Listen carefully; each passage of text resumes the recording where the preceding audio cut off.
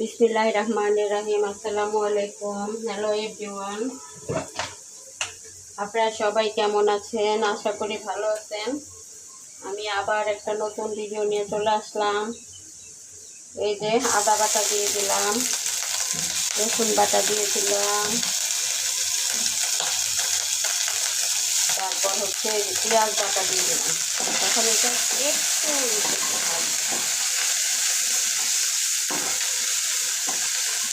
কাঁচা গন্ধটা দেওয়ার জন্য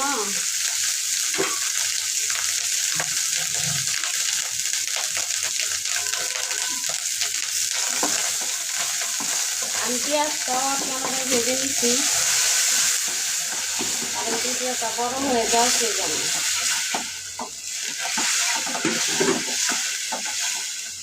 এখন আমি একে একে সব মশলা দিয়ে দিব।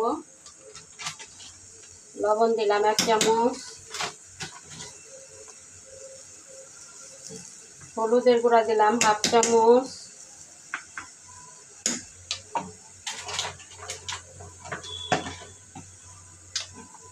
তারপর মরিচের গুঁড়া দিলাম 1 চামচের মতো,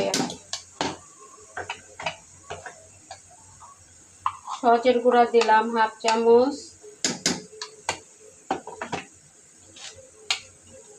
জিরার গুঁড়া দিলাম একটু,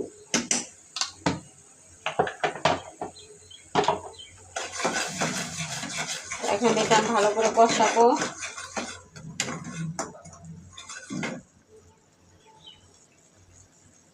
কষানো হয়ে গেছে, এখন আমি মাছ দিয়ে দিব। এই যে ট্যাংরা মাছ,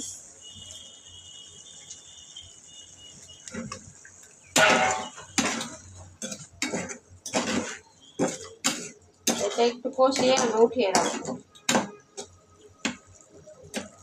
খুব বেশি কষাবো না, হালকাই কষাবো।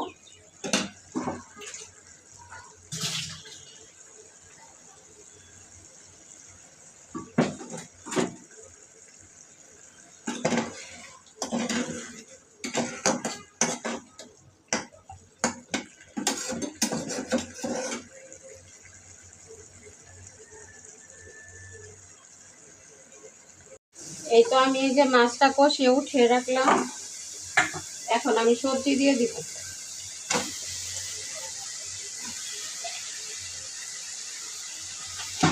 সবজিটা একটু নেড়ে আমি ঢাকনা দিয়ে ঢেকে দিব, এটা সিদ্ধ হওয়ার জন্য। আমি সব সবজি যে কোনো তরকারি আমি সিদ্ধ করে দিই কষানোতে, সেটা ভালো লাগে।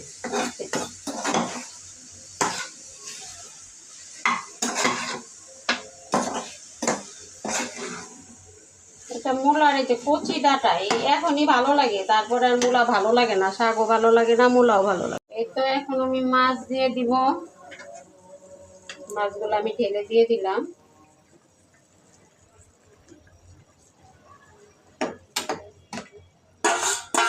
তরকারিটা আমি আর আমার হাজবেন্ড খাবো, আমার বাচ্চারা তো খাবে না। বাচ্চাদের আলাদা তরকারি আছে, বড় মাছ।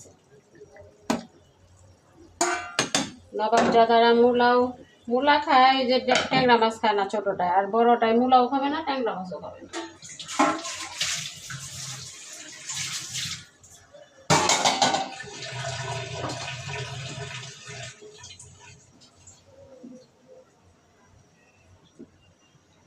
তো দেখেন আমার তরকারি, ট্যাংরা মাছের তরকারি হয়ে গেছে।